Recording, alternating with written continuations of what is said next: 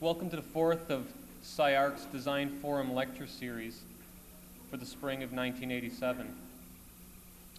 Tonight's speaker is Jay Fellows. He is the author of two books, Ruskin's Maze and Failing Distance, the autobiographical impulse in John Ruskin, and the essay Janusian Thresholds for the architectural journal Perspecta. He currently teaches a thesis-level course in advanced concepts at Cooper Union in New York. His architectural writings go far beyond literal commentaries on buildings into the strange landscape of space itself, both the profound terror and the irresistible attraction it holds. Please join me in welcoming Jay Fellows.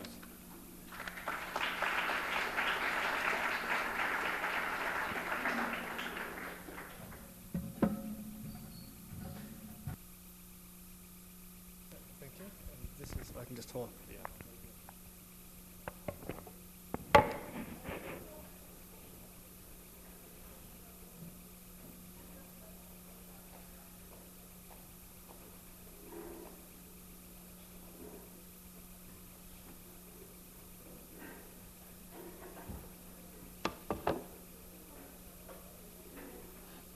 I've got to tell you, I had this dynamite sort of MTV rock video thing for you people. I'd called up my friend David Lee Roth, and he whipped up something really fantastic. And it was going to be, I think, a very, very groovy thing. And I thought entirely apropos for laid-back LA, where they have horizontal sidewalks or horizontal escalators. It blew my mind. But then old Steve Areno came on the TV 2 days ago, right? He comes on and he says, he gets the Fallenberg Award or whatever at the Oscars and said, no more images, we want words. So I called my friend David Lee and I said, scrap it, baby. It's got to be words. I myself am a little bit dismantled. I arrived not long ago after starting very early this morning. So I hope this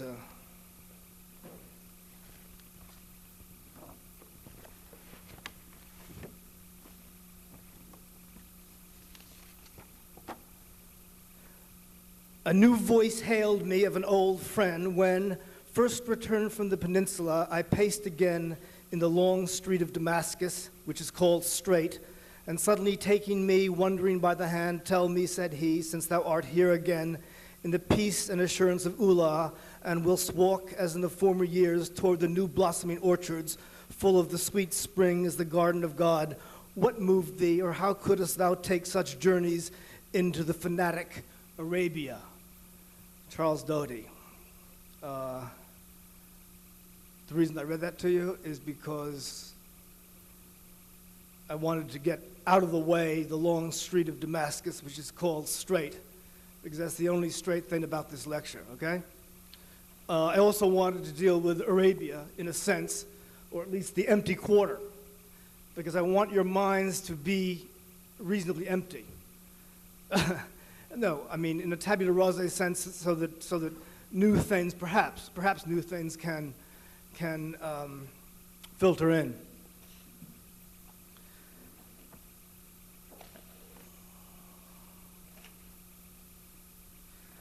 There is going to be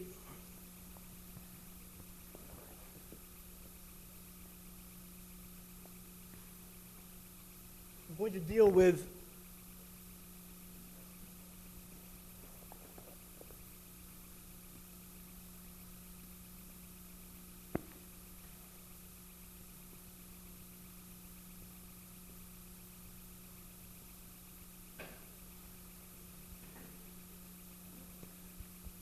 two sets of double foci, more or less. The first, I'm having a problem here with the, got too much.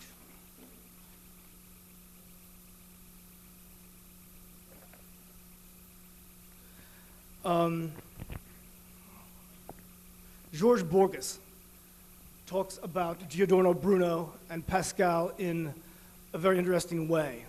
He points out that with the breakup of the Ptolemaic universe, the breakup of essentially that kind of concentricity, you can have either two responses. You can be ecstatic, as was Giordano Bruno, or you can be appalled, as was Pascal, who understood that space, in its immensity, was an abyss into which he was falling. Or you can be joyful, take a great delight in the breakup of the sidereal sides. With Edgar Huntley and The Child in the House, I want to deal with two aspects of one aspect of landscape and one aspect of architecture. The landscape of Charles Brockden Brown, America's first important writer, is truly uncanny. The architecture in Walter Pater's The Child in the House is truly haunted. There's a correlation there.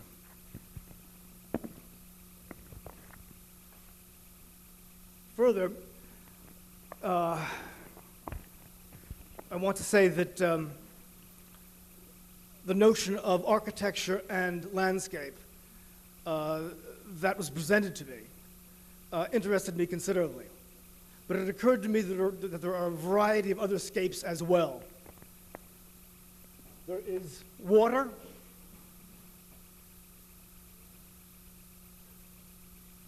air,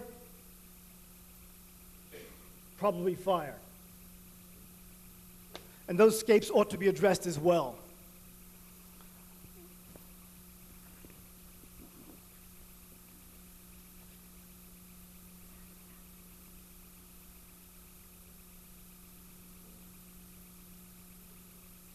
So what I want to do tonight is I want to deal with the attempt to find a new kind of concentricity, a new kind of center.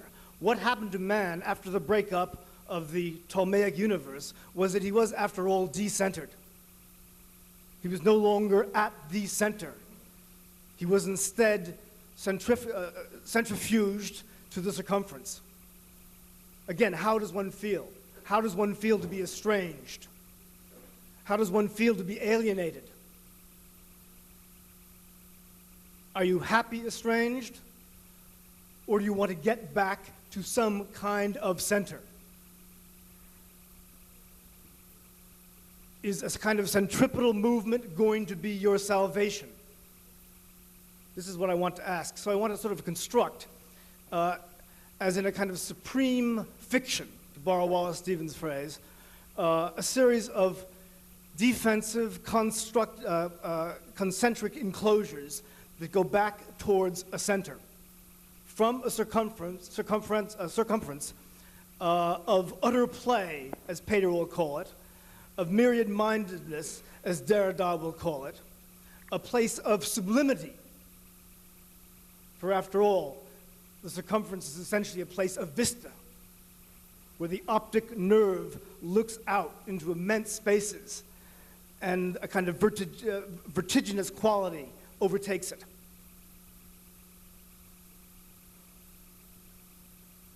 Again, it's a question of whether you like that kind of vertiginous quality. Do you like that kind of dizziness? Is it erotic? Is open space erotic, or is it phobic? In the 17th century, with the advent of the new science, mountains and the notion of transcendence became important. Mountains were the thrones of God, vast spaces, magnitude of considerable extent. These were valued. In the 18th century, the sublime became enormously important. Again, this accent on vista, on the magnificent landscape, on tremendous size, which activates the optic nerve and makes it do something. And of course, it degenerated into the picturesque when people left the peelings of their eggshells on the mountains. The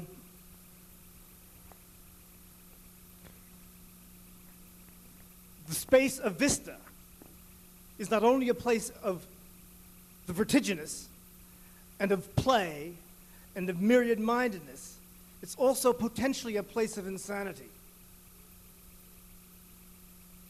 The optic nerve goes crazy, the mind goes a little bit crazy.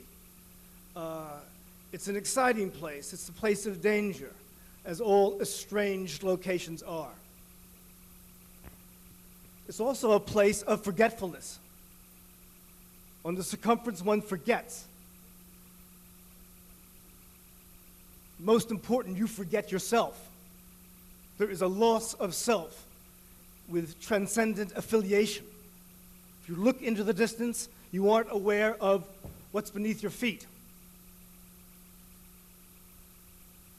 And what is beneath your feet?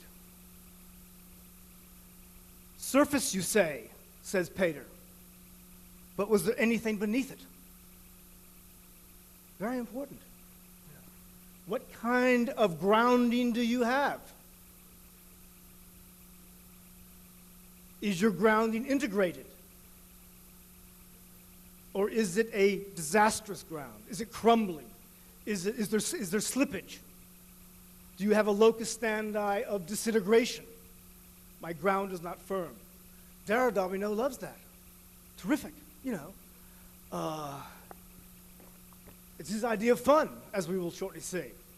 Other people need a kind of reassuring certitude. They need ground beneath their feet, and that ground may be central ground. A central ground of immanence as opposed to a circumferential ground of transcendence and loss. Having lost the center, having been discentered with the breakup of the Ptolemaic universe, some of us go back towards the center and attempt to recapture in some kind of way what we have lost. What I'd like to do tonight as we go back is to see whether these two things can be somehow resolved. Can the openness, the love of sublime space, be somehow brought together with the love of some kind of certitude and the fear of the abyss?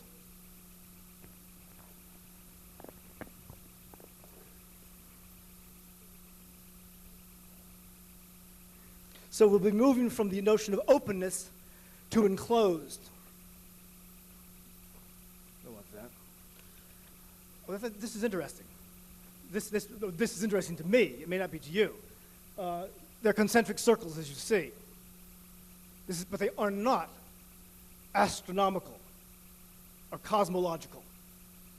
They're the concentric circles of Giordano Bruno, this man who is so delighted with the breakup of the concentric universe. They're his memory system of concentric wheels. So concentricity, which we will be describing today in our empty quarter, was important even for one who apparently banished and delighted in the banishment of the astronomical. Now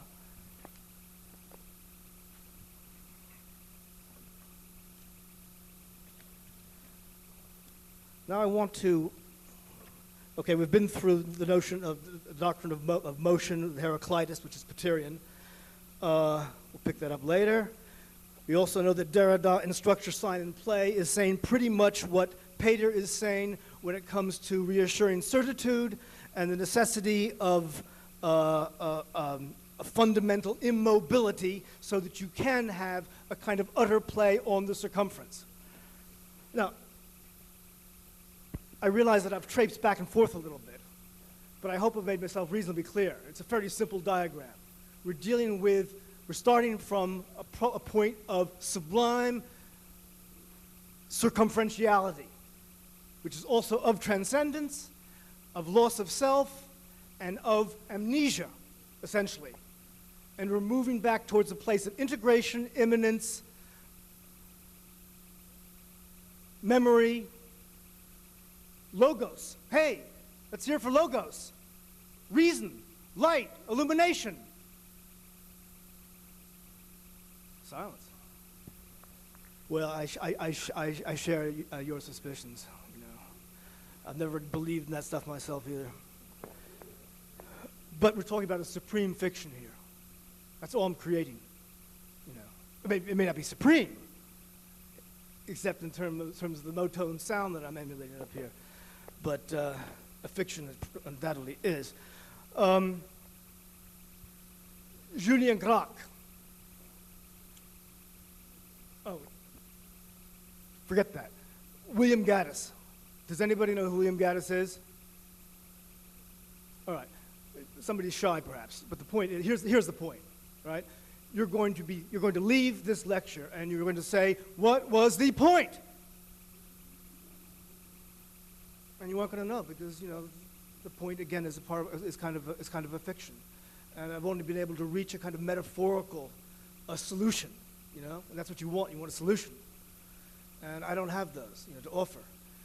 But one fact I will let you leave with, and that is the best writer in America today is William Gaddis. Okay, so you've learned one thing. At least that's my opinion, and I'm fairly well educated as well as being opinionated. But you've learned that, perhaps. You've learned that I think he is. But Julien Gracq is a French writer of extraordinary ability. Julien Gracq has transformed Breton's notion of surrealism. Surrealism he's been the most successful translator of a kind of post-Proustian André Breton surrealism that we have, the French have, we have. Now this phrase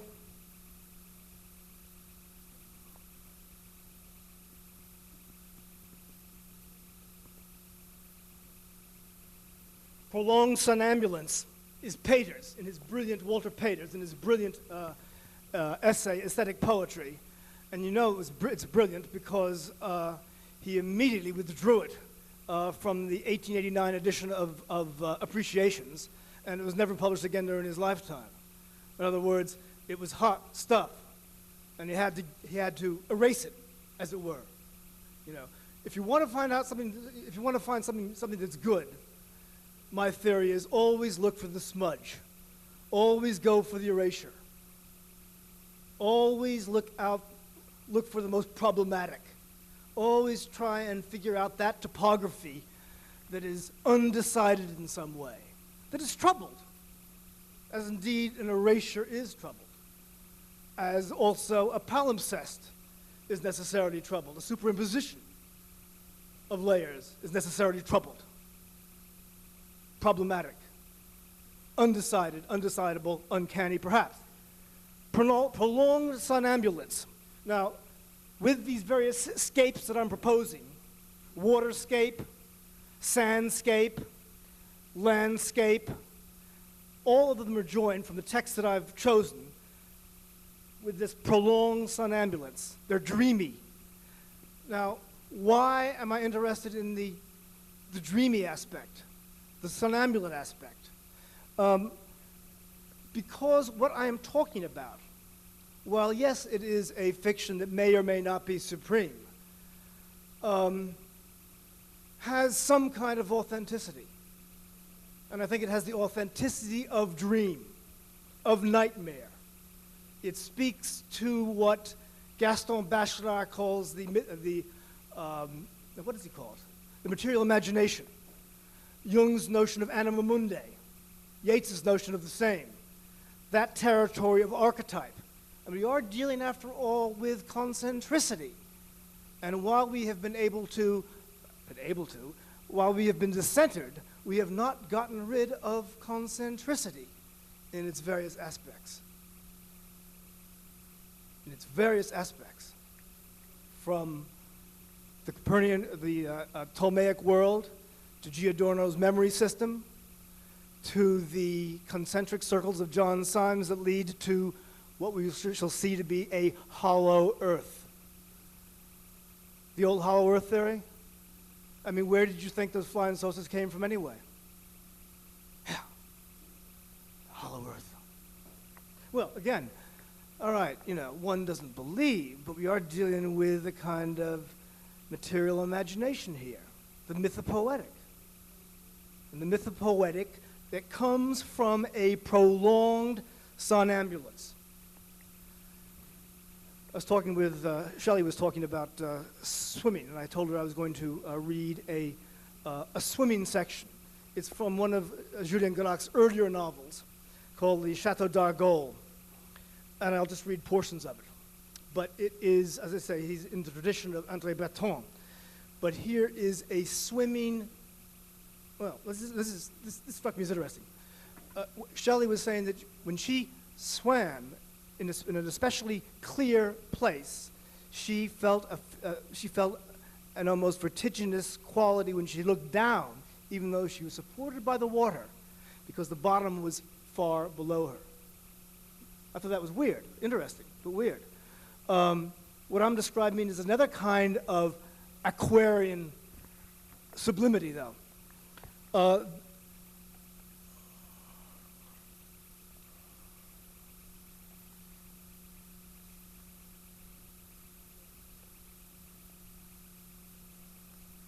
Well, I'll read portions, though. They swam, the three of them, toward the high sea. Lying almost on the surface of the water, they watched the heavy waves come rolling toward them from the horizon in regular succession. And in the vertiginous tumult of their senses, it seemed to them that the entire weight of the waters fell on their shoulders and must surely crush them before forming beneath them a swell of softness and of silence, which would lift them lazily on its weary back with a sensation of exquisite lightness. Sometimes the crest of a wave would brusquely throw its shadow over Heidi's face, sometimes the sultry gleam of her wet cheek, on and on. They swim. But the point I want to get is this. They felt a matchless purity, an incomparable freedom being born in them. They smiled, all three of them, a smile unknown to men, as they braved the incalculable horizon. This is the sublime, to brave the horizon. And they swim until a few minutes more, and with the consciousness of the great distance already covered, an icy conviction became fixed in their minds. It seemed to them, to the three of them at the same moment, that now they would no longer dare to turn back, would not dare to look toward the shore, and with a glance they exchanged a pledge that bound them body and soul. All right. Now, there we are dealing with the Aquarian sublime. It's the having gone too far. I mean, surely you people can identify with that. You know, to do anything, to do everything with proportion, with ratio, with illumination, with reason, with logos. One wants to be an outlaw. One wants to go too far. One wants to swim until the horizon sucks you over. But you don't always do it, obviously. And one survives. One attempts to survive. One trucks. One keeps on trucking. One may keep on trucking, depending.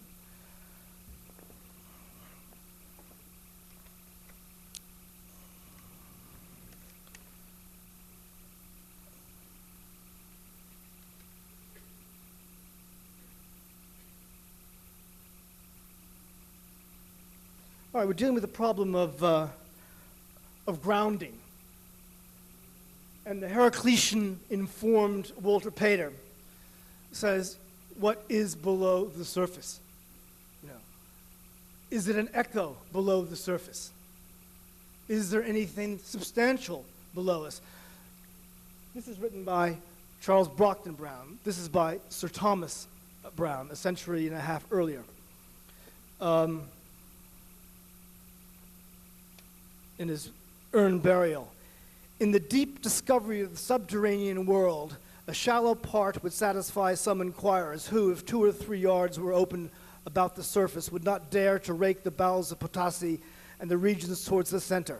Nature hath furnished one part of the earth and man another. The treasures of time lie high in urns, coins, and monuments, scarce below the roots of some vegetables. Time hath endless rarities, and shows of all varieties, which reveal old things in heaven, makes new discoveries in earth, and even earth itself a discovery. The great antiquity America lay buried for thousands of years, and a large part of the earth is still in the urn unto us. So Brown is saying, yeah, there is something below the surface. Dig it up. Excavate. Excavate. Feel that earth. Now, I realize that I'm a little behind time here, so I wanted to deal with Erskine Childers' Riddle of the Sands, which is the first spy novel ever written in 1901, real spy novel. James Fenimore Cooper wrote a book called The Spy, but it's not a spy novel. And the reason I wanted to read it to you is because it deals with two people, two men, opposites, in the North Atlantic, returning to the scene of a shipwreck, which is to say, a sandbar, 7 miles from shore, that appears, mythopoetically only at night, because sandbars only truly exist at night. And he describes it Childers describes it as his nightmare island. And because we are dealing with escapes of prolonged somnambulance, I wanted to introduce it, but we don't have the time, so I won't.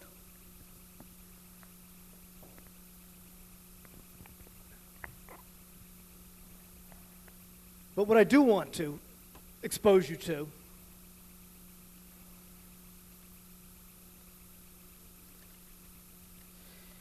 is the landscape of Edgar Huntley. Charles Brockden Brown, again, America's first best novelist. There were some others that came before. This was published around 1799, but they are of no consequence. Brockden Brown is a very strange writer. He is a writer, essentially, of the uncanny. Do you know what the uncanny is? I mean, it has a literal meaning. It's derived from Freud, and it essentially has to do with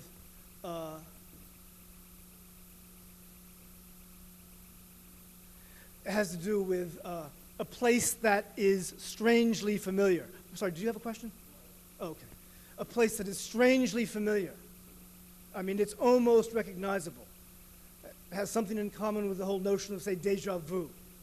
I mean, it's already been seen, or has it? By the way, if something is déjà vu, what does it say, what does it do to your vision now?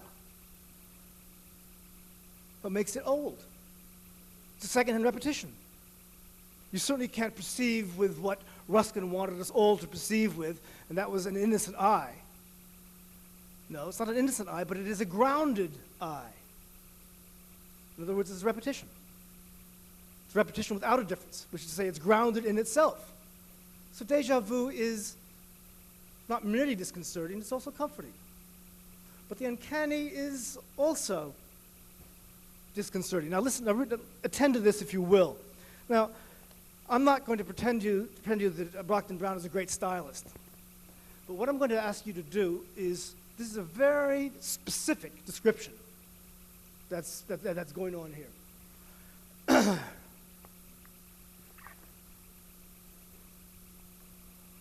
And I want you people who are visually oriented,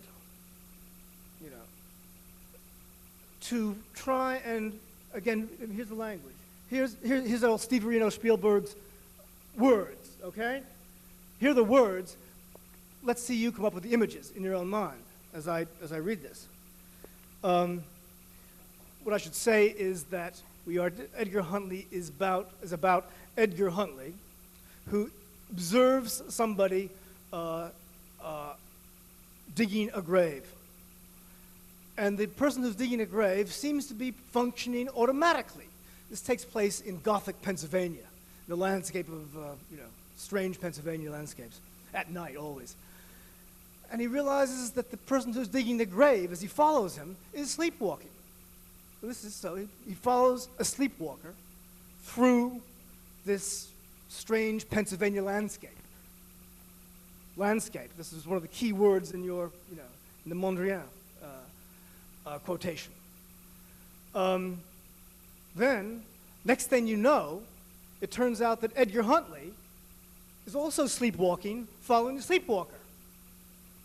Prolonged somnambulance hardly does, we are dealing with prolonged somnambulance intensified considerably. Anyway, here it is. The summit was, okay. Come up with the visualization, please. This is specific. The summit was higher than any of those which were interposed between itself and the river. A large part of the chaos of rocks and precipices were subjected at one view to the eye. The fertile lawns and vales which lay beyond this, the winding course of the river, and the slopes which rose on the farther side were parts of this extensive scene. These objects were at any time fitted to inspire rapture. Now my delight was enhanced by the contrast which this lightsome and serene element bore to the glooms from which I had lately emerged. My station also was higher, and the limits of my view consequently more ample than any which I had hitherto enjoyed. I advanced to the outer verge of the hill. This is about verges, by the way. The word is obsessive. Edges, verges, edge work. Is there anybody who likes edge work here? When you get the old Harley too far over on the side and the sparks are flying up from the exhaust, that's edge work, because it may go out from underneath you. You don't know whether to come out. That's Hunter Thompson's notion, right? Great gonzo doctor. I advanced to the outer verge of the hill, which I found to overlook a steep, no less inaccessible, and a glen equally profound. I changed frequently my station in order to diversify the scenery. At length it became necessary to inquire by what means I should return. I traversed the edge of the hill, but on every side it was equally steep and always too lofty to permit me to leap over it. As I kept along the verge, I perceived that it tended in a circular direction and brought me back at last to the spot from which I had set out, blah, blah, blah. Now, I don't know what's going on in your minds if you could do what I asked you to do, but I know I have read this carefully. And while I don't have the undoubted visualizing talent that you have, I have been unable to have any notion of what he is talking about. He's very precise, but I don't know what the hell he's saying.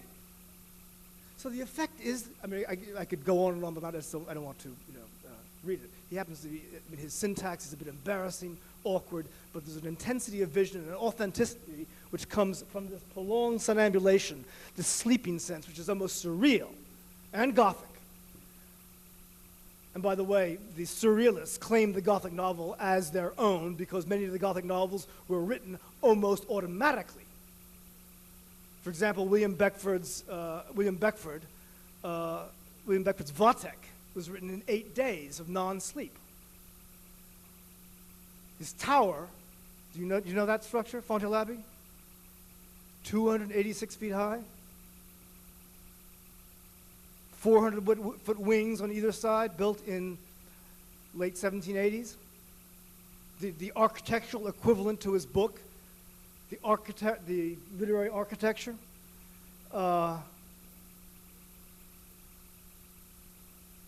He sold it to a Dr. Joseph Farquhar at the turn of the century, 1800. In 1825, Dr. Farquhar was seated in one of the wings, and he noticed it was snowing outside. Problem was, it was summer.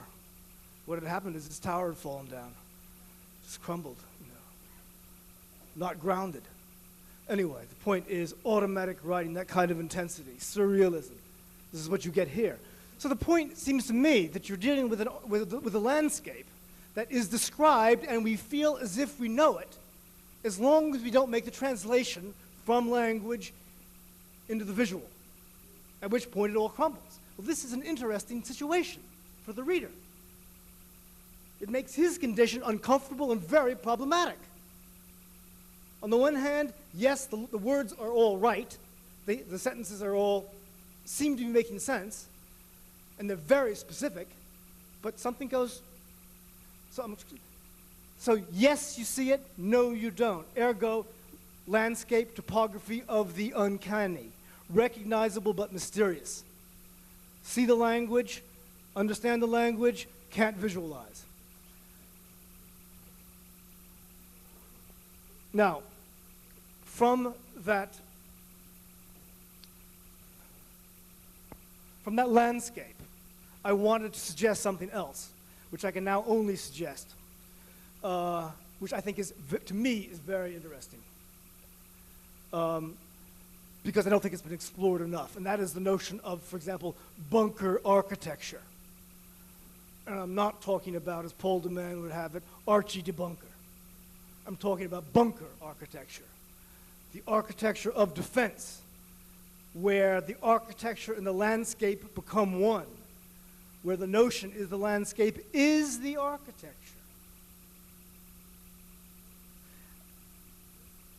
Sébastien Vauban, Louis XIV's Minister of Architectural Defense, an interesting person. And from there I wanted to go to Geoffrey Household's Rogue Mail, which you may or may not know. It's a popular book. It's a classic of its kind. Fritz Lang turned it into a movie, which is not very good, called Manhunt, or Manhunter, whatever the Miami Vice guy's title was not. That was originally done then. But the interesting thing about that is the relationship between the first person, who is on the run in his own country, estranged intimacy, on the run in his own country. It's easy to be on the run when you're in somebody else's country. But to be innocent, presumably, and to be on the run in your own motherland, is England a motherland? I know what Germany is, but is England a motherland? I'm talking for Oedipal reasons here. Any help? Well, it could be a motherland. It might be. And knowing something of an Englishman, I suspect it is. The point is that in Rogue Mail, Household is, this is the first erotics, forget poetics, of Earth, a terrible, but the first erotics of Earth, of soil. He knows that there is a presence in the Earth. Well, Wordsworth did, 120 years before also, but he lost it in 1806 when he lost that magic gleam, that magic feeling, that magic moment. Dua.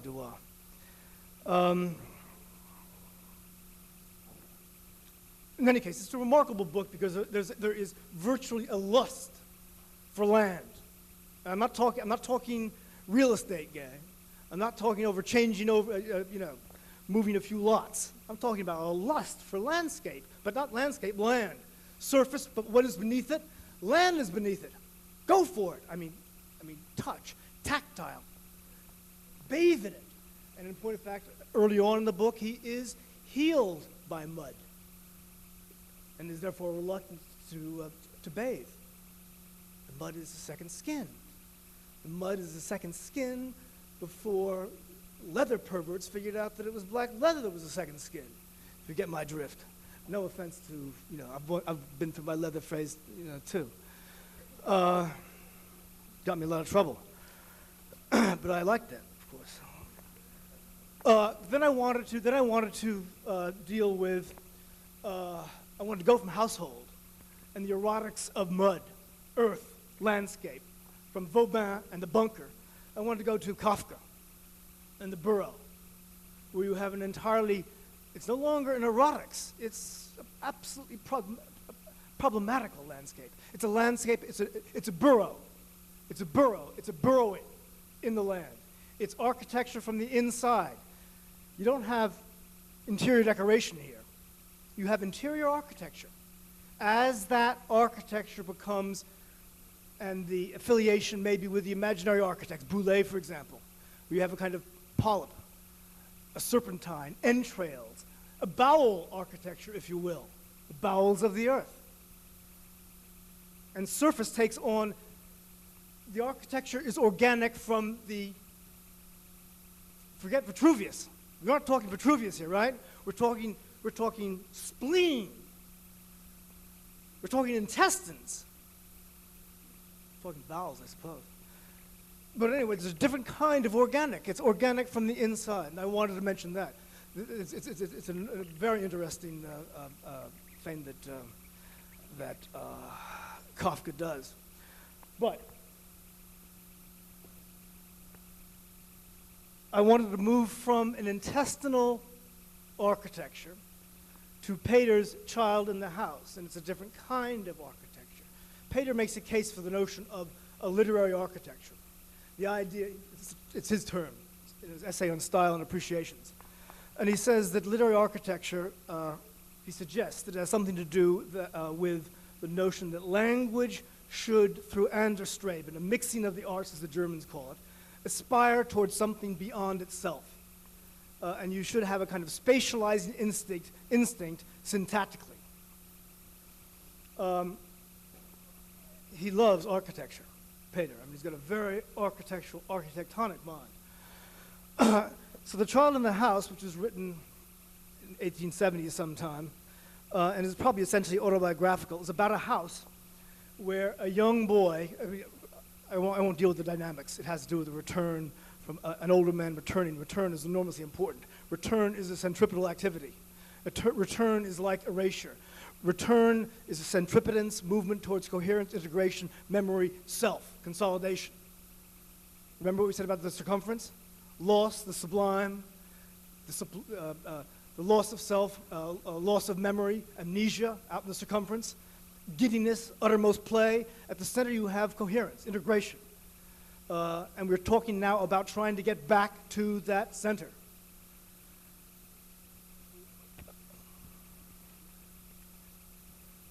Pater, as this child, Florian de Lille, doesn't want to leave his center. And he is, as a young boy, pleased that his house, which is obviously an externalized soul, from what he says, offers him calm, peace. It is, as he says, sealed and enclosed. It's a sealed and enclosed house. But there is seepage. There is seepage. So what we have here is we have the attempted return in this supreme fiction. Again, it's Wallace Stevens' phrase. As we return towards a center, which is the architecture, which is the house where the self is, the child in the house, not apart from it, not estranged from it. Although the good thing about being estranged from a house, which is a home, is that you can then be homesick. I mean, the question you have to ask yourself is, can you be nostalgic in the house? No. It's a delicious feeling, nostalgia and homesickness, but you have to be essentially estranged and alienated, decentered, if you will, in order to be homesick. But he's imagining his homesickness already. The point is, we are at the center now. The center is pretty good. It's a place of memory. It's a place where the child and the house, the architecture, coheres. It's a place where the ground seems firm. What's beneath my feet? Fairly firm ground. But there is seepage. Things come into windows.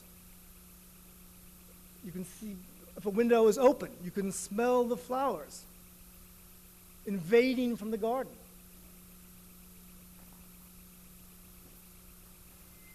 And then, he describes this condition. Now, we've gone from, with a prolonged somnambulance, this landscape of the uncanny. We're now going to the child and his house, Walter Pater. And this is what he describes. In a bright dress, he rambled among the graves in the gay weather, and so came in one corner upon an open grave for a child, a dark space on the brilliant grass, the black mold line heaped up round it, weighing down, and little jeweled branches of the dwarf rose bushes in flower. And therewith came, full grown, never wholly to leave him, with the certainty that even children do sometimes die, the physical horror of death, with its wholly selfish recoil from the association of lower forms of life and the suffocating weight above. No benign, grave figure in beautiful soldier stands any longer abroad in the world for his protection. Only a few poor, piteous bones. And above them, possibly, a certain sort of figure. Certain. How specific is certain? Well, it's certainly certain, but it's also very uncertain. A certain sort of figure he hoped not to see. For sitting one day in the garden below an open window, he heard people talking and could not but listen how in a sleepless hour, white nights, you know what white nights are? You know, hours, insomnia, agony, semi-sleep, dream, vision, reverie, nightmare. In a sleepless hour, a sick woman had seen one of the dead sitting beside her come to call her hence, and from the broken talk evolved with much clearness the notion that not all those dead people had really departed into the churchyard, nor were quite so motionless as they looked, but led a secret, half-fugitive life in their old homes. Half-fugitive life. In their old homes, quite free by night, though sometimes visible in the day, dodging from room to room, with no great goodwill towards those who shared the place with him. All night the figure sat beside him in the reveries of his broken sleep, and was not quite gone in the morning, an old, irreconcilable new member of the household, making the sweet, familiar chambers unfriendly and suspect by its uncertain presence.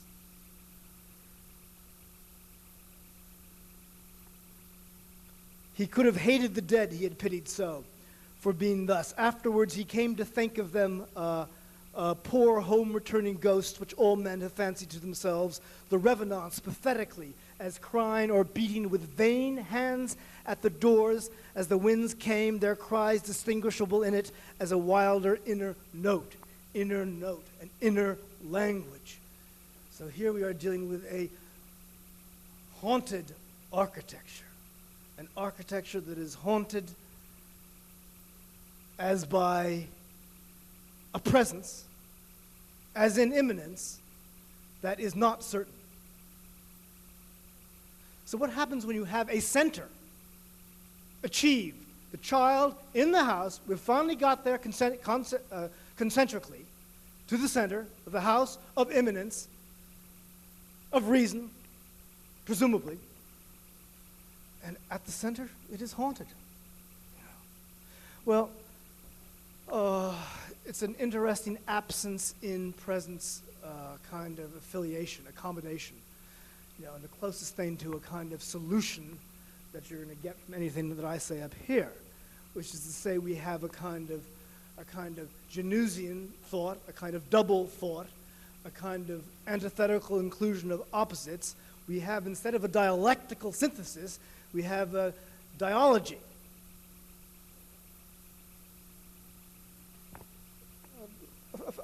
A fancy paradox, perhaps. But I ask you again,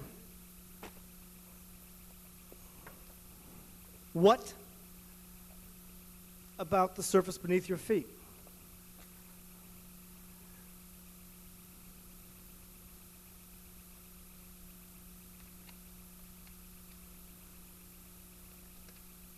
There is,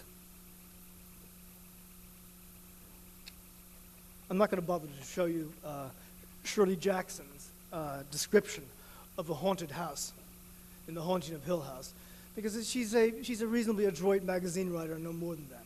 But I will point out to you that she describes that haunted architecture as concentric. Okay? What I'm suggesting is, I don't know if you people know Robespierre's topology of a phantom city. You probably do. But for our purposes, let's ask ourselves, while we are finally in the house, centripetally having returned from the circumference, estranged, and we notice, by means or not of the regular trap door, which is fitted with a fat iron ring for lifting, but this would certainly take several men, access is gained to the underground part of the building, unless this too is simply a fortified ground floor, because lateral openings as narrow as loopholes and apparently admitting daylight occur at regular intervals in the base of a shallow vault forming the ceiling and sides of the hemicyclical gallery that occupies the entire length of the monument, the floor itself, etc. Point is, there's always a trap door underneath your feet. You think you've made it home. You are not looking at a fan of the Beatles, okay? But, I mean, I keep thinking about it, bringing it all back home. That's Robert Zimmerman from Hibbing. Get home. Get back where you once belonged, something like that. Okay, we've made it home. And then the trap door opens up. Then what happens? What do we feel? All right, the French notion. We started out with Derrida talking about him circumferentially.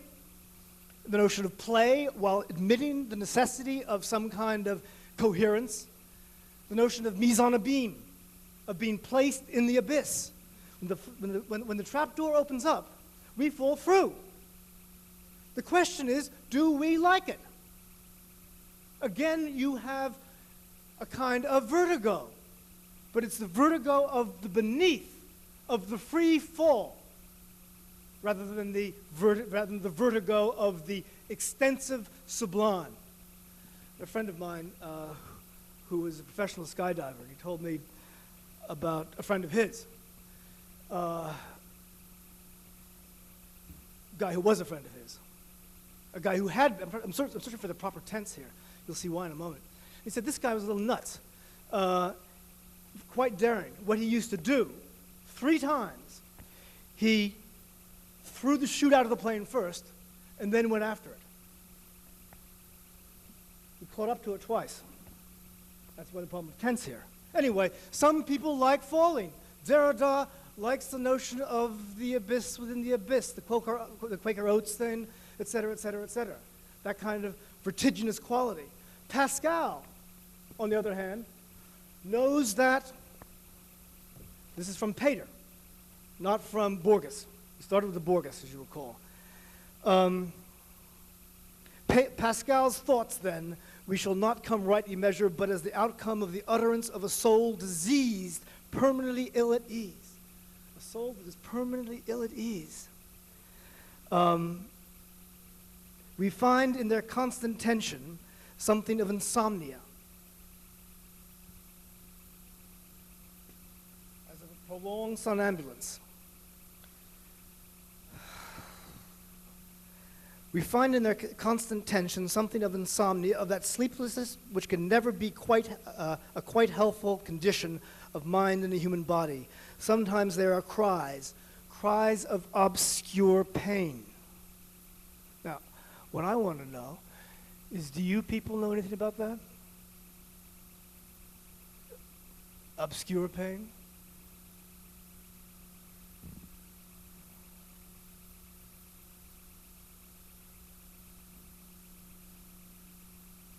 Sometimes there are cries of obscure pain rather than thoughts, those great fine sayings which seem to betray by their depth of sound the vast unseen hollow places in nature.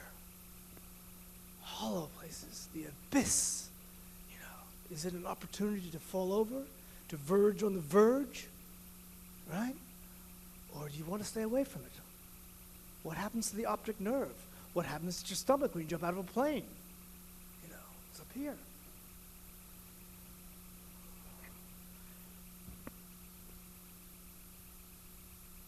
But, what I want to suggest is that Edgar Allan Poe wrote is to my mind, a great American writer. To most academics, he is not, I will point out to you. But that, as I see, as I figured, is their problem, not Edgar's. He wrote one thing which is particularly good called The Narrative of a Gordon Pym. And it's about sailing into the South Atlantic towards the South Pole. And I'm going to read something from it. I'm going to read you the conclusion to that in a moment. But it's based partially on a pamphlet that occurred, written I believe by John McBride, but it was about John Saimes' visit discovery of the hollow earth. And it's described as John Saimes' concentric hollow earth theory. So there are those concentric circles once again, even as we tumble into the abyss. But guess what? This hollow earth, as it is transformed through S.L. Mathers in the Order of the Golden Dawn in the 1890s, which is something that W.B. Yeats belonged to for a while, the great Irish poet, and a number of other people who are reasonably outrageous because magic became very important. Rosicrucianism became very important around that time. Magic, science, technology, and madness. They all somehow, as a quartet, they go together. You can't have too much technology without going slightly bonkers, or more than slightly. In any case, as the notion of a hollow earth picked up from Saimes, moving through the Order of the Golden Dawn, going through the Vril Society in Germany, it became known that in the hollow earth was not a place to be feared. It was not a place of free fall, but it was a place where, hey, as later on in the 1960s, that's where the flying saucers came from. No joke. I mean, we also knew that there were a race of supermen there. How do we know? Because Bulwer Lytton, who wrote The Last Days of Pompeii, among other things, he told us so. A master race was growing up in that hollow earth. Well, what happens when we go to the hollow earth? That's kind of an interesting place. We started out with a breakup of the Ptolemaic universe, didn't we? And we were decentered. Then, because we were decentered, we went to the center. Just as we attained the center, which was slightly haunted, the trap door was open, and we were placed in the abyss. But that wasn't so bad, because we were rubbing shoulders with the master race. Well, things get a little stranger, because that notion of the hollow earth, as it was transformed by the mythologies of the demented Third Reich, led by you-know-who, was that, no, we were all, guess what? The hollow earth was not beneath our feet, but we were already on the inside of a hollow earth. So Uncle Adolf took his most powerful equipment, observing equipment, into the North Sea to check out the far side of the hollow earth. Whew. Anyway, the point is that, this is kind of interesting. Because in these double hollow earths, one below and one of our being on the side, we have found ourselves recentered again in such a way that both, again, this is supreme fiction, are you with me? That both Giordano Bruno, who liked the breakup of the sidereal vault, and Blaise Pascal, who suffered from this insomnia and fear of space, which he saw as the abyss, with which he was at bay, so he was au bois, both of them would have been satisfied. Well, look, what can I say? I'll tell you what I like to say. So I'm just playing up here anyway. Is I like to see it is this. And what happens in here? It's an 8, right? A figure 8. It's also a Mobius strip.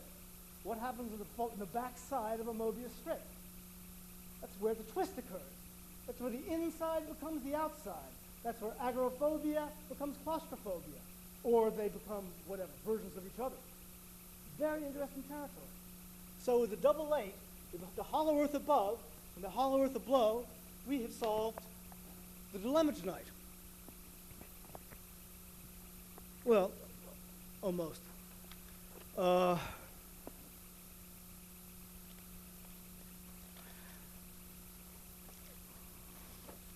You'll bear with me just for a second. This is almost over. But, yes. Well,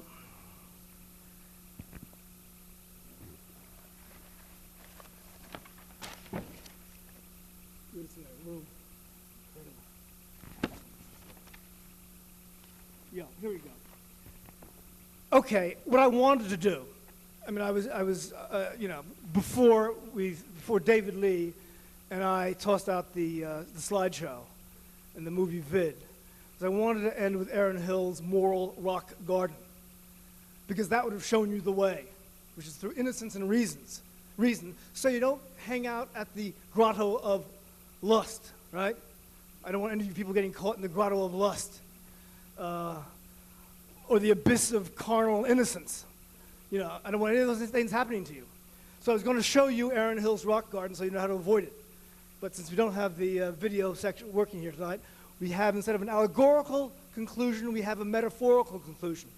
And this is from Julien Grac's, to return almost to the beginning again, novel called The Opposing Shores, which is one of the most important novels written in the 20th century, in my opinion, where the hero finally makes a crossing. This is a book about crossings. And he crosses over to the enemy shore. And when he crosses over to the enemy shore,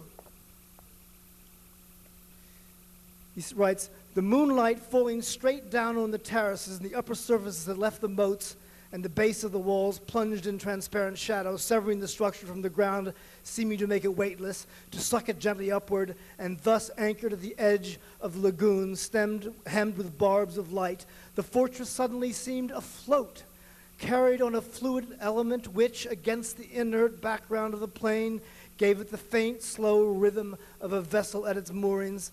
Thus surprised in its oneric immobility, one would have said, however, that it rode in a measureless ease, like the silent frolics one comes upon by night in certain forest glades, like the first snow which touches the highest peaks with a grave finger. Its unreal whiteness mysteriously consecrated it, wrapped it in a shimmering vapor which rose in a column toward the moonlight night, making it with the incandescence of a glowing coal." Wow, that is a moment of incandescent, epiphanic, as in epiphany, inclusion, an illumined embrace of an antagonistic fortress. And that's my notion of the conclusion. But as Michel Serres says, something had begun, quiet, serene, no anxiety, the high seas. Something had begun, the high seas, and as Van Morrison says, sailing into the mystic, it's too late to stop now. Thank you.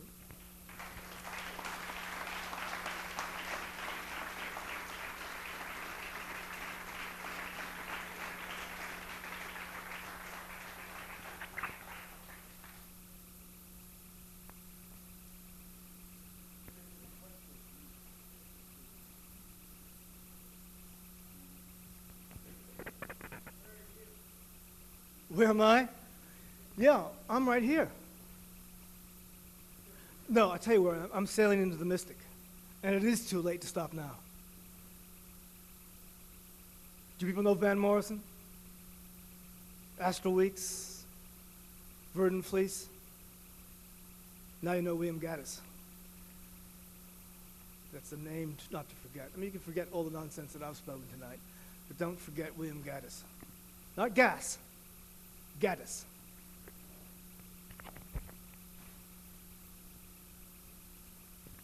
Well, thank you, everybody.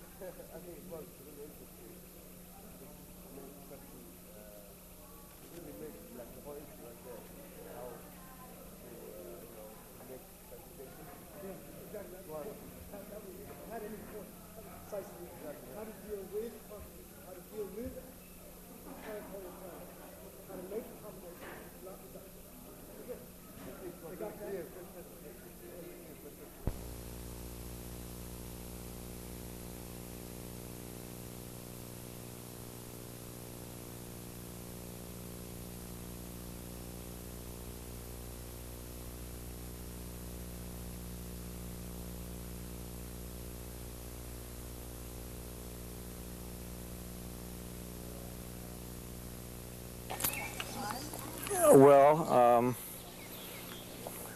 at first I had a lot of problems with public art, public sculpture, because it seemed to be confined to, in the 20th century, to the sculpture park, such as where we are now in the Kreuler-Müller Museum in Otterloo, or a very conventional park situation, or if it was in the city, it was merely a decorative notion where the art didn't confront or engage with the urban codes in any way.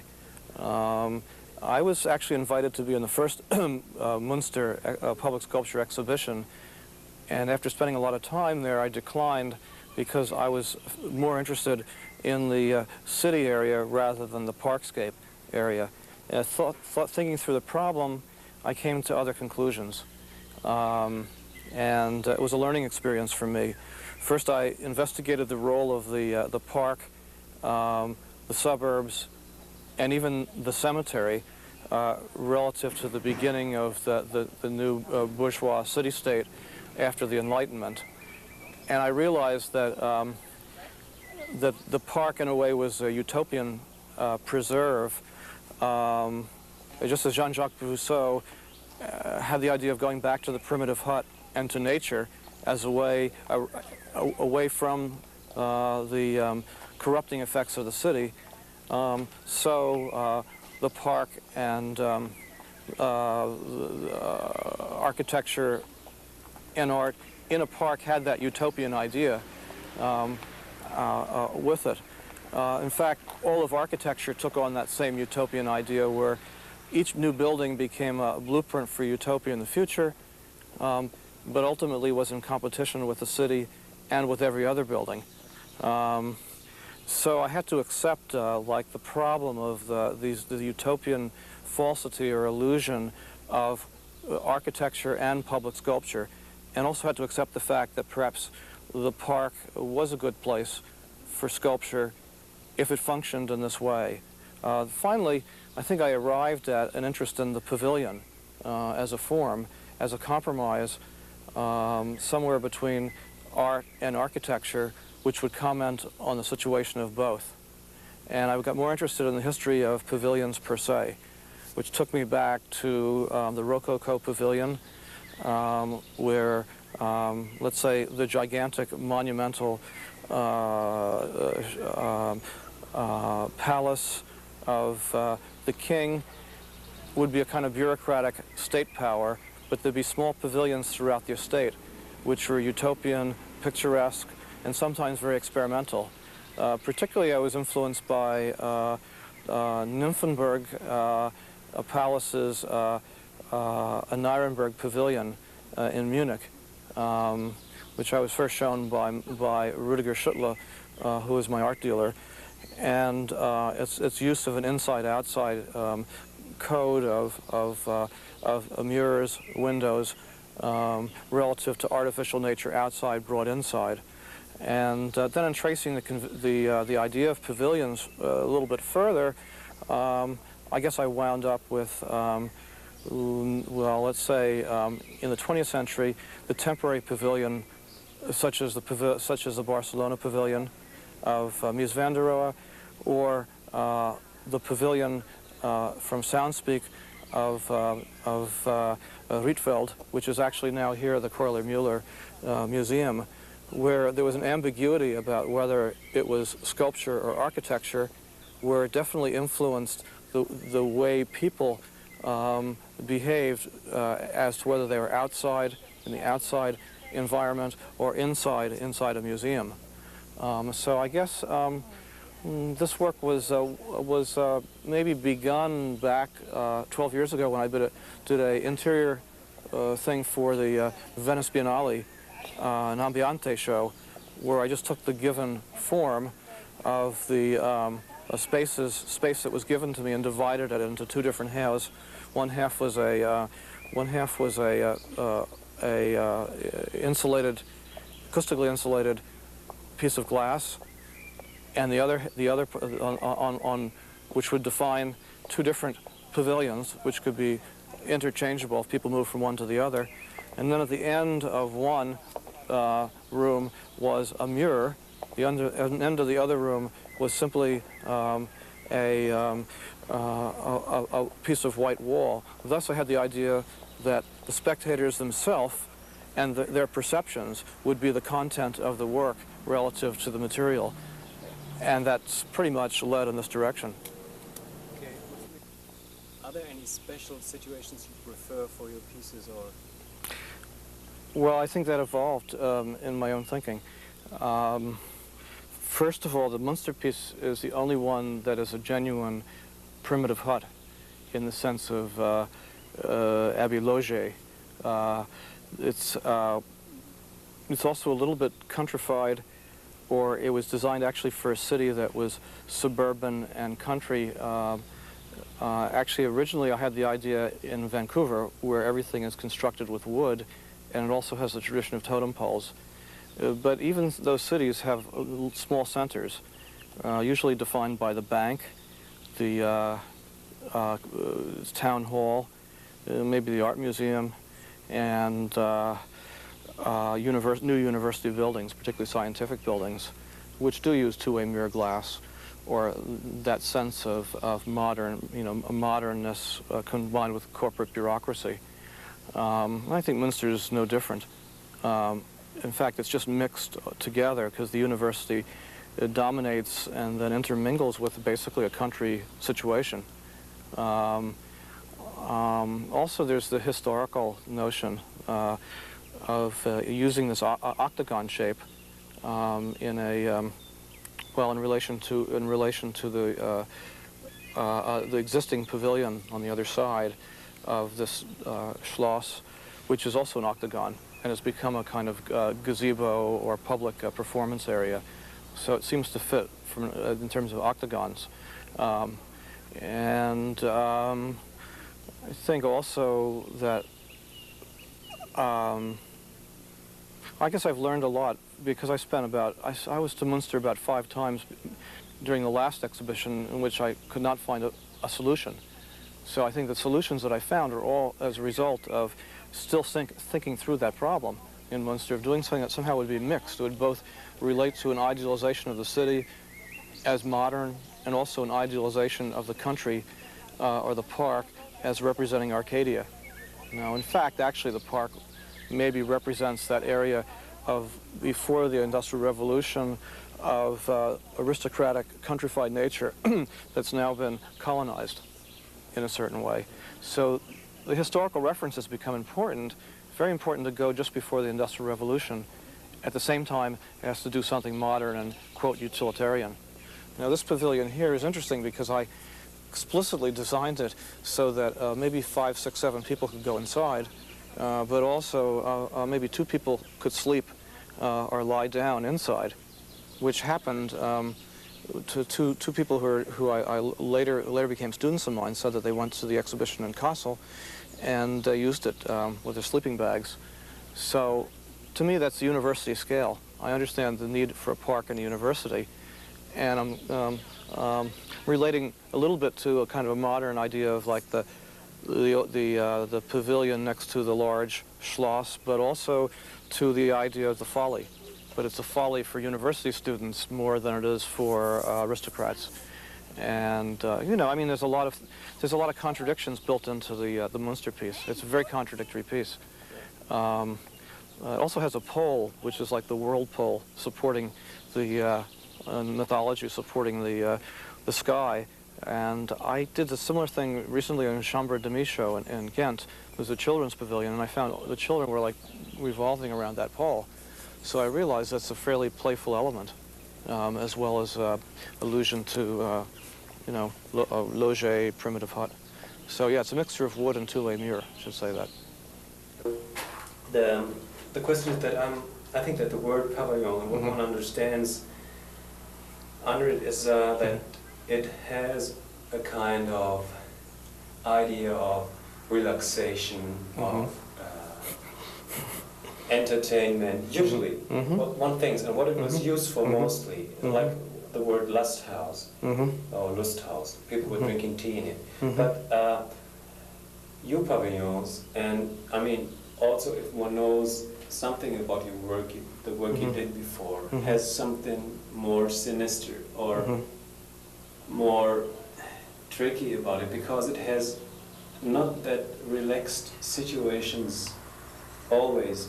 It's the kind of observing. It's still the possibility that one is not sure if somebody could see him from the outside, if he's only see the people outside and can't be seen, and all these kind of situations which can cause a kind of strange feeling of being in a kind of more security area or an observed area. It is still a part or an important part of your work, like the situations you created with your video environments, or does it just is a kind of idea one gets when he knows about your work in the past years?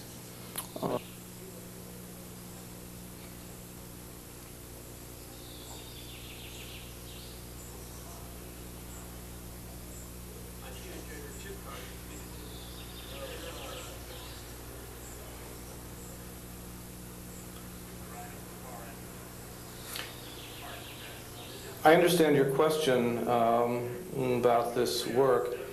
I think when I tried to do the video pieces in a normal social environment, like putting them into shop windows, instead of being alienated, they actually became part of alienating, and in being alienating deconstructed the whole idea of shop windows and the seductiveness of things behind glass. The opposite happened. They became part of that seductiveness. Then some of my first pavilions, for instance, Clinic, deliberately took the idea of the alienating space as far as it could go. And in that they were a bit like Foucault's comments on clinical space. But I realized that most of these things that were real architecture were so alienating and so much disturbed the public space, more than the private space, but they disturbed the public space, that they wouldn't get built, and they wouldn't get used in a very normal way. So this type of pavilion, and the Münster pavilion, which I would call a sculpture/pavilion, really are dualistic. On one hand, they're sculptural, play with, in this case, minimal art ideas taken outside. In another sense, they recapitulate a history of pavilions, and I think since they're integrated into nature, and since in a way they deal with a certain dialectic toward nature that one finds, let's say, in Mies van der Rohe, where nature becomes a kind of collage on his glass material, because they have precedent in everything from Bauhaus architecture to current architecture. I think there are two ways of reading them. I mean, one way is definitely, let's say, that of creating a disturbing, alienating situation. Another way is that they're fairly normal types in architecture. They're not bizarre, and I think they are referenced in a certain way to nature at first. Only later do you realize how important they are in terms of defining a social situation, and also in defining people's perception vis-a-vis, let's say, the materials they use, which are common materials. Actually, I prefer that they be more like pavilions in the playful sense, having a lot of people passing through, demonstrating something to these people. One influence I remember on these particular works was a zoo that I went to in Europe. And as you left the zoo, there was a very large mirror. You looked at yourself, and then it said, "The most dangerous animal, man." I also think that the effects of the two-way mirror are cinematic. And I think this kind of cinematic feature is a feature of all architecture, in terms of the surface of buildings, showcase windows, etc., in our normal environment. And maybe by putting that into what is normally a contemplative nature situation, that might be disturbing. Jeff Wall thinks these pavilions are vampiric. I guess it's very hard for me even to answer your question exactly because there are all those things.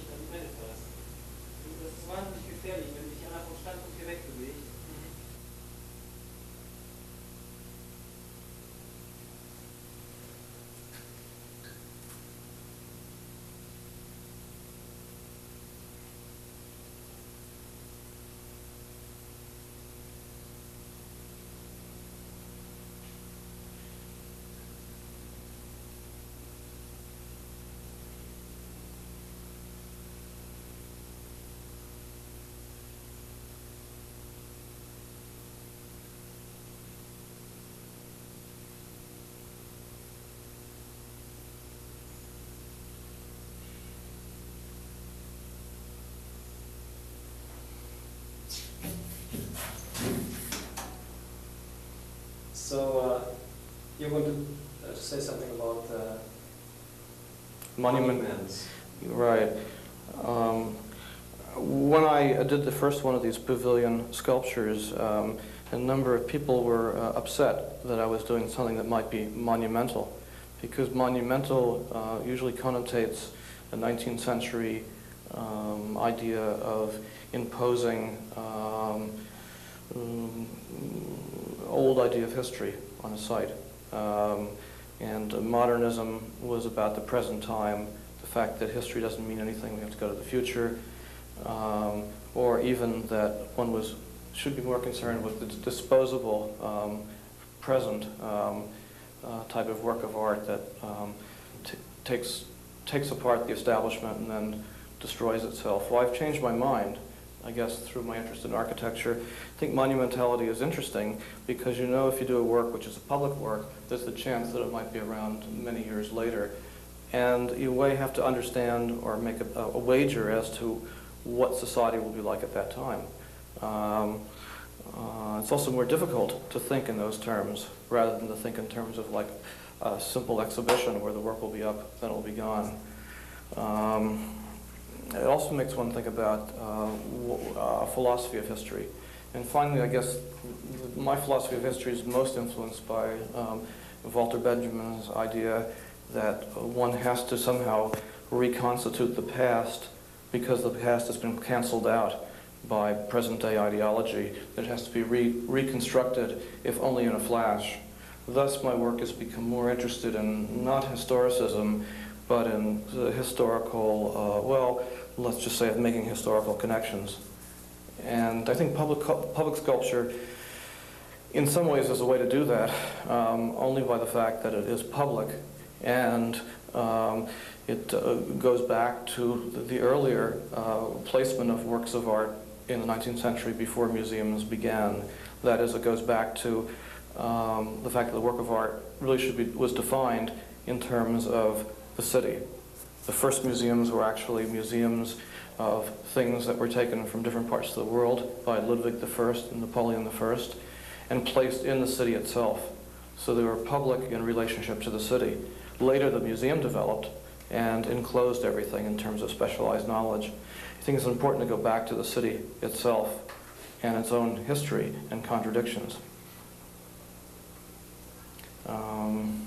So I would say, in a strange way, I am interested in works, monumentality, as well as other aspects of the work.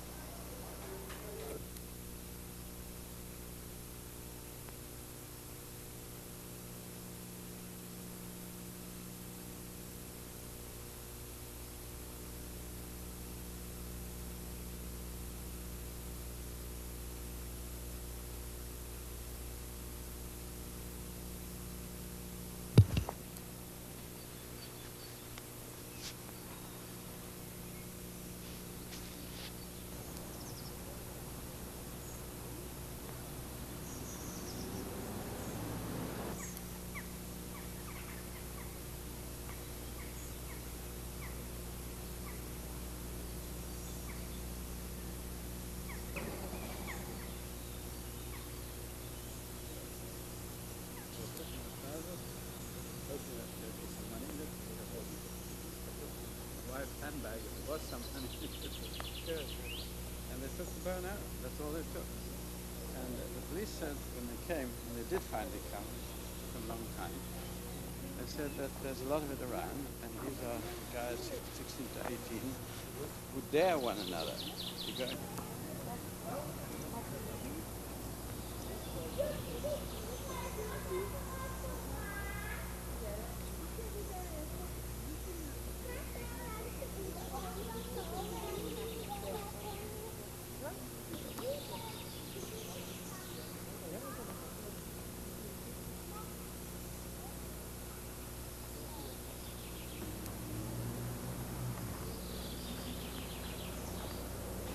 Very good time of the day, I think.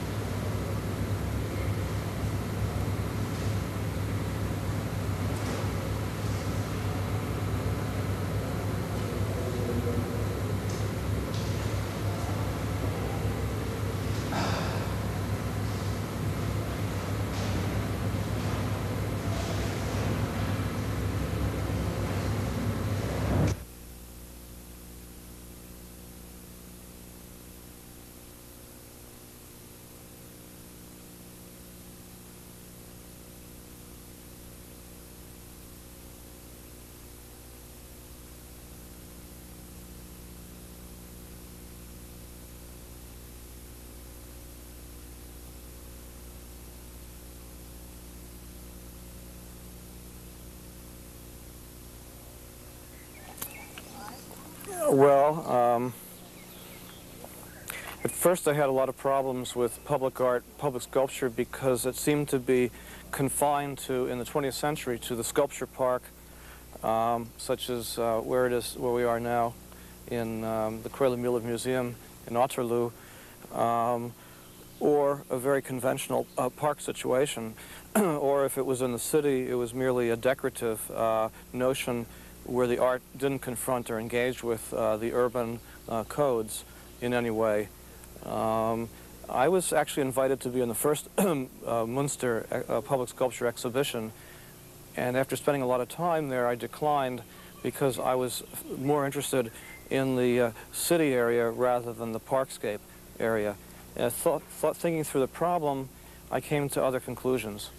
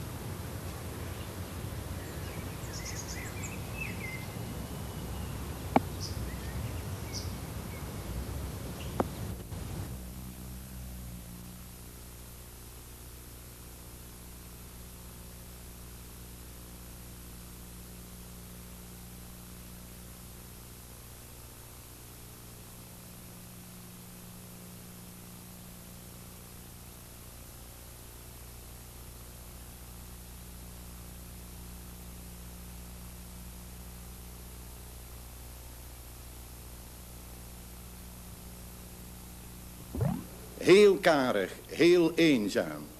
In een tweede woning die hij een paar jaren later betrok te Schelde-Windeke, kwam die eenzaamheid nog sterker tot uiting. Hij mocht bijna niets meer eten, kon enkel nog wat water drinken. En voor hem was de kunst de enige uitweg, de enige vorm van overleven eigenlijk. Later hebben we van hem heel mooie tentoonstellingen nog gezien. In de Galerie Driege bijvoorbeeld, de Wetteren, bij Fonke in Gent. Hij maakte met alledaagse voorwerpen, zeer eenvoudige dingen, zeer eenvoudige stukken materiaal, heel arm materiaal, maakte hij heel intense spanningen in de kijker eigenlijk los. En die keuze voor dat arm materiaal had ook weer om te maken met de ascese die hem door zijn ziekte opgedrongen was. Inderdaad, René was een asceet in de letterlijke betekenis van het woord. Hij was een bijzonder minzaam man, maar die minzaamheid ging gepaard met een vrij groot cynisme. Een cynisme ten aanzien van zijn omgeving. Hij kon heel spottend uit de hoek komen, maar dat belette hem niet om tegelijkertijd ook heel vriendelijk te zijn.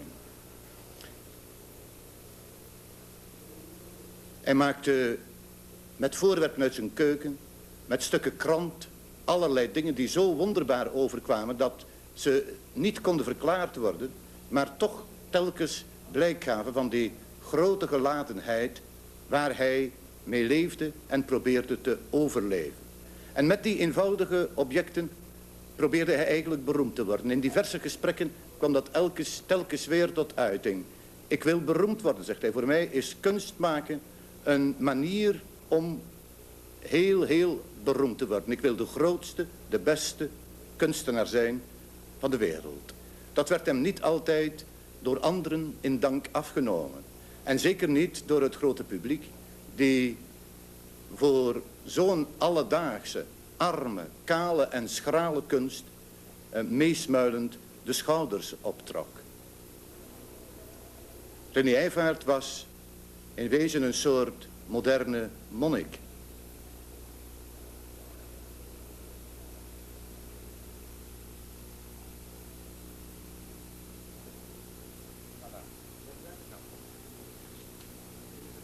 Ben je klaar? Ben je klaar? Ben je klaar? Ben je klaar? Oké, we gaan op antenne hoor. We gaan op antenne hoor. Studeert je nog lang werk? Heb je nog lang werk? We gaan nu naar binnen toch wel? Ja, ik heb hier gedaan hè. Oké, jongens naar de woningen.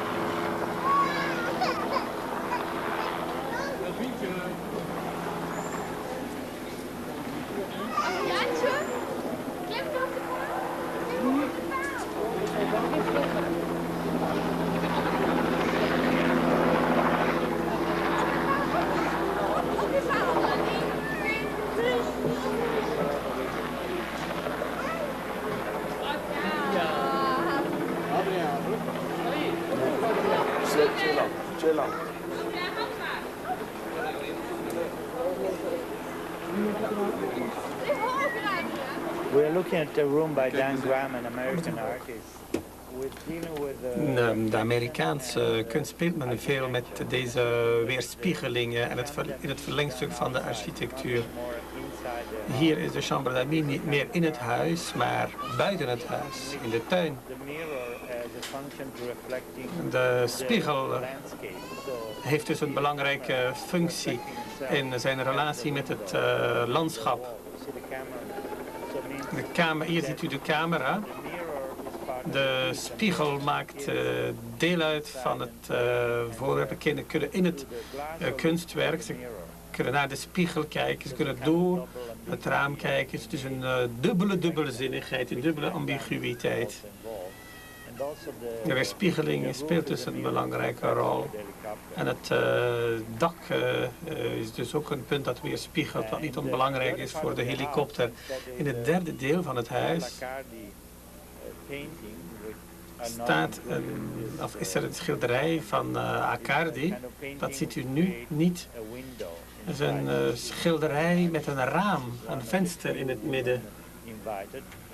Carla Accardi is een van de weinige vrouwen die uitgenodigd werden. Misschien ook een kritiek die geuit zou kunnen worden. Weinig vrouwelijke artiesten nemen deel aan dit evenement. Nou, dit is ook een chambre d'amis dus. Een chambre d'amis in de tuin.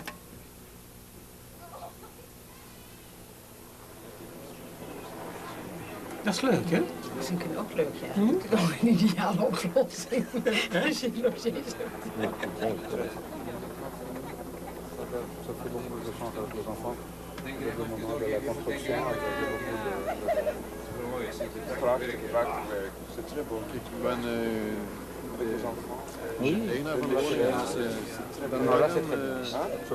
Hier wordt het nettoyer.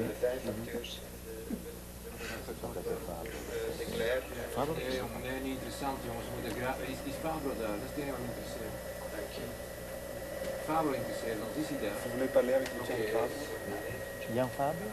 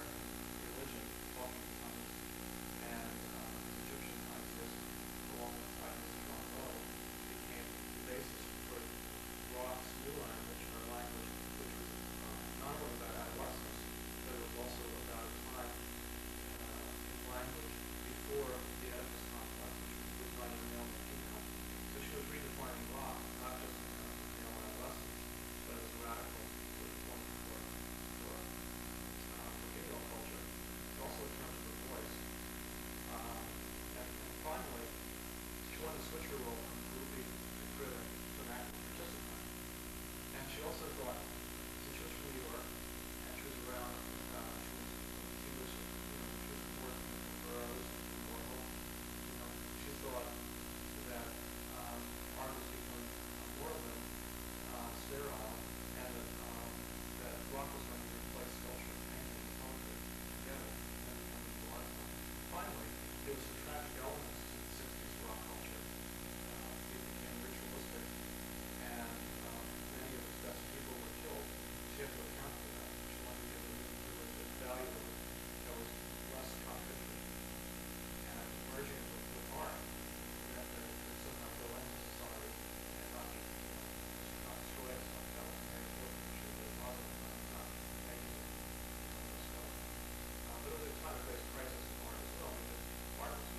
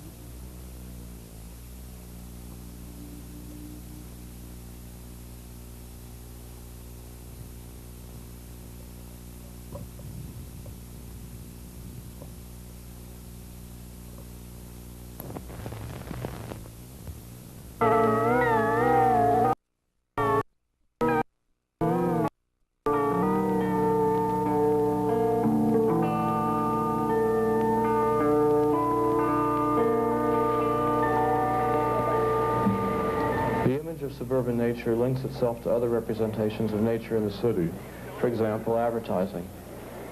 This imagery seeks to naturalize the urban environment and smooth over contradictions which have developed between the city and the country.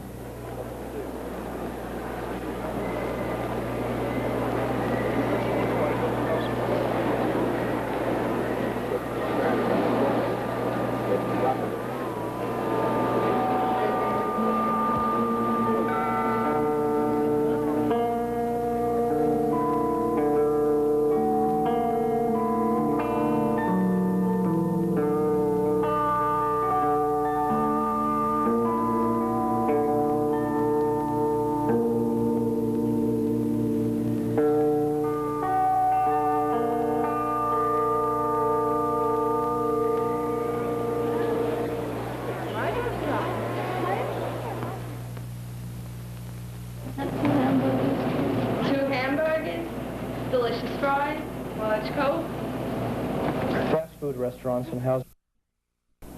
The decor of the restaurant conveys a feeling of the natural and the rustic.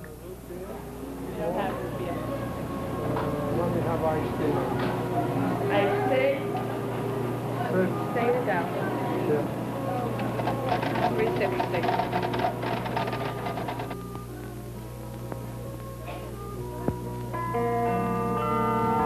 The suburb is a result of the growth of the industrial city, brought about because, in architect Leon Crier's words, the very concentration of people in the cities, which was a conditio sine qua non for industrial production, represented a political threat. Thus, widespread suburban settlements resulted in the dissolution of the political explosiveness of the traditional working-class district. The workers worked in the city by day and escaped to the one-family suburban house, a commodity whose ownership, along with that of the automobile, now qualified a working man and his family for membership in a new consumer-oriented middle class.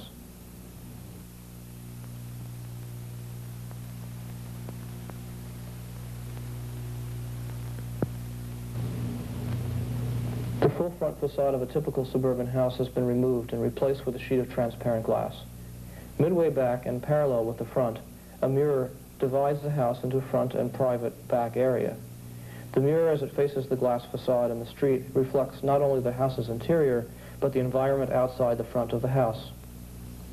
The house's cutaway facade suggests a show window, or an oversized picture window, behind which the interior mirror shows the position of an outside spectator, or an advertising billboard showing a real, instead of illusionary, view of a family in their house and the general environment in which the house is sited.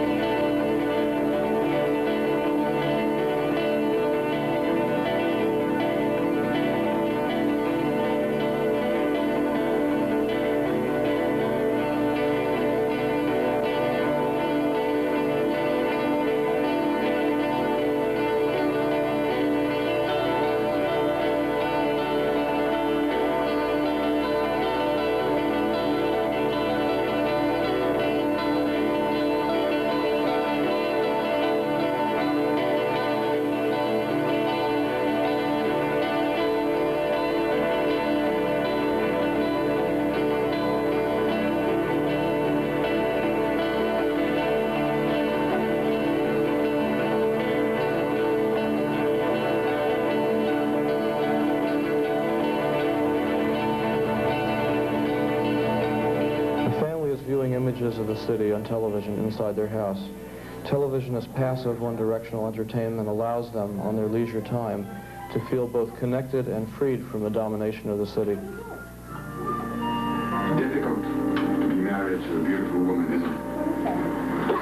Well, like Yeah, honey, it's difficult to be married to a beautiful woman. marry a happy wife and I know it. have a beautiful life. That's right. Being married before? Oh, should I make a monkey? Jamie? Up to now. Yeah, I'll do it for Adam, and then I'll do it for you. You want to watch? Sorry. Yeah, okay. There you go. First, we have number one. Here's number one. She's young. She's awfully pretty. I mean, she's exciting. She's everything, I guess, that a man could ask for. In another 50 years, And yet, sometimes when I look back, I gave you water. I'm not complaining much. But when I think about my first wife, she just felt more like home. If you know what I mean. I know very well.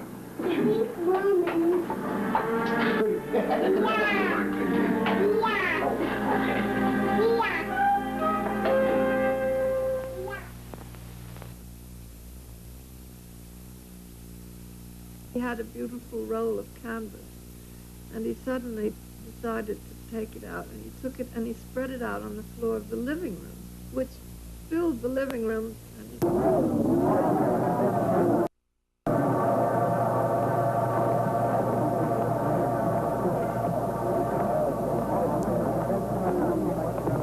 All right, let's see your assignment card.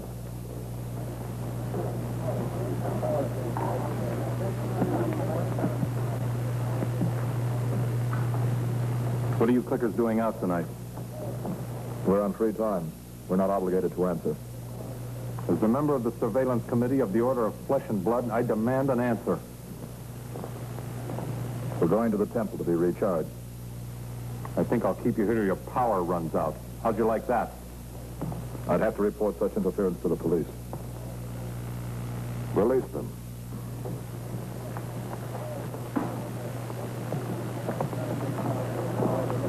Is that satisfactory, Craigus? Well, the order just wants to keep them mindful of their status. You overlooked one little thing, though. What? The robot that didn't talk had a forged card. Forged? Why? Well, he can be disassembled for that. Let's pick them up. Be patient. Well, the temple is just around the corner, and it's out of bounds for us. They'll get away. Well, they have to come out. And if they're taking a chance using a forged card, they must be up to something the Order of Flesh and Blood might be interested in.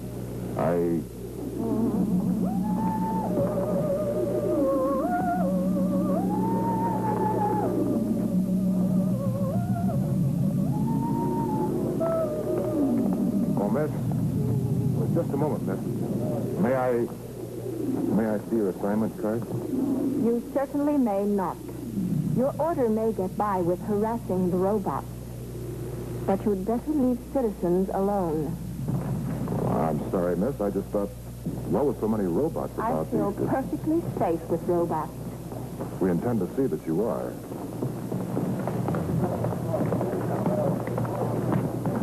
A most attractive woman. Most. If those robots are being recharged, they'll be in there about an hour. We'll wait. What's keeping them? The subject robot has not yet completed the transformation process in the duplicating lab. Where did you get him? We bought him new on the black market. He has no name. Unassigned and unadapted. And he has a forged assignment card. That will save a lot of time. The inspector in Factory 3. He stole him off the assembly line just prior to numbering. Unfortunately, an inventory was taken. I'm the head of the family. And I've all that's left. Shall we take a vote? Well, how can you do this to me? A thing like this? Are you really doing it out of spite? If so, why? What have I done to earn your hatred? I don't hate you. I feel sorry for you. Don't be trite. Be an artist, be a musician, even be a poet. But express your freedom some other way. You know how I've always felt about this sort of thing. You know how I felt about it. Did you ask me? Did we discuss it? No. You had your business and I had mine. You never never asked my advice. Why do you offer yours? Esme, you have to understand. Perhaps, do you really realize the danger? Fergus, do you think I was better off with Miles? Miles was a man. A beast. A filthy, stinking, drunken, insensitive beast. Miles had his eccentricities, but he was still a man. And that's so important. Or you could ever be. I'll show you how much of a man he is. Stripped of his sham, he's not very pretty, is he?